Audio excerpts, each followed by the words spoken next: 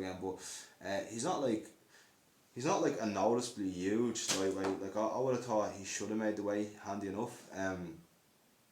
Again, I think in that scenario, it's see, I know this even for myself because you know, when I was thinking of competing, like I was looking at the different weight classes and stuff, and some people say it in kgs and some people say it in pounds. So like the Americans are all about their pounds and stuff, right? So like in America, so we're talking about, yeah, like any division. So it's like, you know, in America it's like lightweight 155 pounds. You get a pound allowance, so 156 pounds for any non-title fights, and then you get the pound allowance on any weight class for any non-title fights. So then it's like 170 is welterweight, 185 is middleweight, and anybody who follows the UFC knows what the weight classes are. But my point there, like, is that that's the UFC, right? And then a lot of these regional promotions, like especially like when I was coming up, back when I was training in Moore Street in Galway, like what you don't realize is a lot of these regional promotions that aren't big, they have weight classes going up every 10 pounds. So some maybe even every 5, because it's a big difference. Like when you get to that top level, it's a big difference anyway. But especially when you get to that top level, like, you know, 15 pounds between weight classes, like between lightweight and welterweight. Like that was kind of my dilemma for a bit, because it was like I was walking around lighter, and I was walking around basically what like the welterweight weigh-in was, except like body type wise, I was a good bit taller than most lightweights, because I was like around 6'1", possibly slightly less. Like yeah, I mean, yeah, I would be around 6'1", yeah, 6 foot and half an inch at the least, yeah, like, so yeah, around that, yeah. But it doesn't fucking matter anyway. But it depends what measurements I use. It's like I'm saying about fucking pounds and kegs, pounds and kgs. Like this is like, some people use meters, like, you know, like in terms of meters, I'm like 1 meter 84 or 1 meter 85. It's either one or like it depends. Some days I must have had a good night's sleep and I'm 185. Some days I probably didn't have I don't know what goes into it, but all I'm saying is I've measured 184 before, and I've measured 185 before. In terms of weight,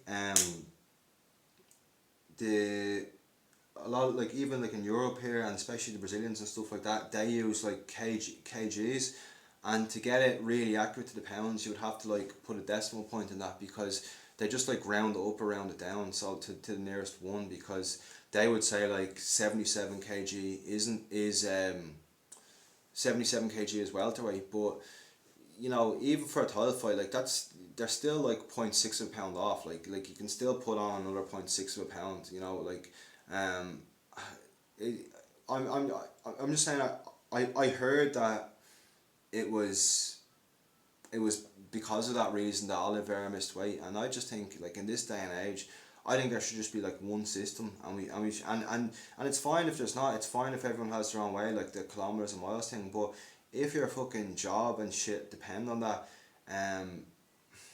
like I think it is kind of a bullshit rule, and I don't know. I think, I mean, he looked like he could have cut the extra half pound. So you know, I don't know what the solution there is to make sure that title fight goes ahead, other than just to give him as much time as he needed. Like if it's only a half pound. But I suppose rules are rules, and it's on the impetus for the fighter to make the weight. So I suppose Oliveira needs to have needs to take responsibility too. But I don't honestly believe like he would go out to get weighed if he believed he was over. I think Oliveira definitely believed he had made it, and yeah, it just seems like a very strange situation. But it doesn't make the Islam Makhachev fight mean any less to me.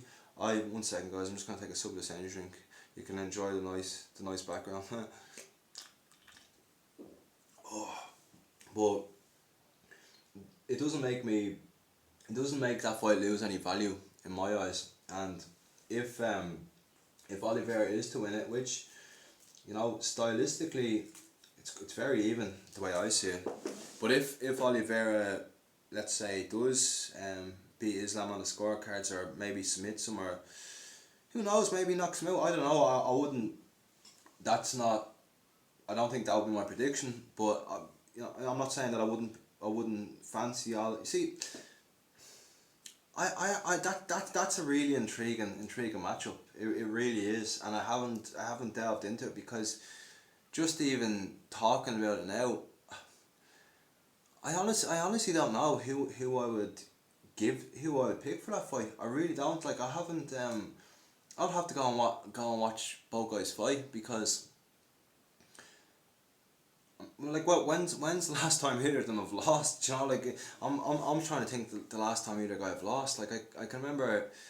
I think Oliveira was in the wrong weight class. Like Oliveira, yeah, he was beatable at featherweight, but you know he's a man who has got right with the Lord. He's a man who has become enlightened, and when a fighter has that, you know that connection to his faith, to the higher power, to his creator, he's virtually unbeatable unless he fights another fighter who also has that. Habib had that, you know. Habib was probably the most formidable one. You know, very spiritual fighter. He had he had an unbreakable aura. You know, like he wasn't gonna lose. I don't think Islam quite has that though. I think Islam is like 80% of the fighter Habib was. I think Islam is beatable, but he's very fucking big for that division, and he's very fucking strong, and he's like a fucking, you know, Dagestani Terminator. Like he's gonna be tough to beat. Guys are gonna have their fucking hands full of him, but I don't know, like you know, now there was like I did watch a video about it, and I did make a comment about it before that I would give the edge to Islam initially, but then now, you know, I thought I knew quite a lot about the game and stuff like that, but I kind of just made that comment without really thinking about it, and then I had so many like, now I don't know if they were like Charles Oliveira fucking dick riders, or they were like legit, they legit like knew their shit and thought I was like mad, but they were like, bro, like you don't know anything, like Charles is gonna fucking submit him, like Islam is like, Islam gets caught in submissions and so, and you know something, maybe they have a point. I could be totally wrong, and I'm not saying that that's the way that I'm definitely gonna swing, but it's something I will look into. But they both look pretty solid in all areas to me. I would say that definitely Islam. No, sorry. Well, actually, since I mentioned Islam, I'll say Islam has the strength advantage. I want to get a fucking. Oh yes, cigarette. Ah, one here, yeah. So yeah, Islam definitely has the strength advantage. Islam has the size advantage. Oliveira has the striking advantage for sure. Oliveira has the jiu-jitsu advantage. Islam has the wrestling advantage and the sambo advantage, but who has the overall grappling advantage? Very 50-50. Like I couldn't call that. Cardio advantage. Probably Charles, because Islam is cutting a lot of weight. But Islam, if he gets Charles on, that's the thing though. Yeah, Charles isn't gonna be scared to go to the ground like most fighters are with Islam because of the submissions he could. Do you know something? This fight is going to be very reminiscent of what the Habib Tony fight would have been if it ever happened, and that's not me. I'm knocking on wood as we speak. that's not me putting any kind of curse or voodoo shit on this Islam, you know, Islam Charles fight. I genuinely hope we get it, and I can even, I have a good feeling we will. You know, who knows? But listen, either we'll get this fight, or it's gonna be a blessing in disguise, and we're gonna get a better fight than we knew we were gonna get. But assuming this fight goes ahead, I I believe I heard that like Islam is maybe like a 1 to 3 favorite in the bookies. That might have changed since, but this fight really should be 50-50. This fucking candlelighter gone. That's a lot of bullshit, man. I only got this yesterday. It's already fucking gone out. Yeah, sorry about that, guys. I'll have to use. Oh, what time is it? 1 second. 1 second. Oh, I can go to the shop soon. 1 second, guys. I'll finish talking to you, gobshites, and that. No, no, no, shop. Yeah, Islam Charles. I will say that I think the odds, if the odds are 3-1 in favour of Islam, that they should be a lot closer. I think a better bet in that fight would be the over under. I'm like, if I was a bookie, I'd put the over under at like 3.5, because I think if this fight's gonna be finished, I think Oliveira's gonna finish him, and I think Oliveira isn't afraid to go onto the ground with anyone. And that's Islam's strongest suit, on the ground.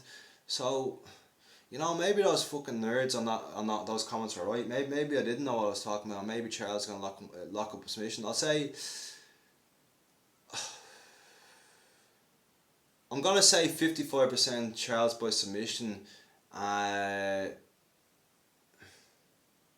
Actually, yeah, I'm gonna give Charles the edge here, because Charles can knock Islam out. Charles can submit Islam.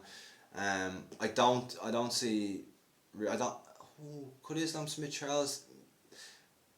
Possibly. So I mean, I suppose anything's possible since Yuri submitted Glover. I don't see Islam knocking Charles out. Again, anything's possible. I just think Charles has more paths to victory than Islam Makhachev, and Islam isn't quite what Habib was.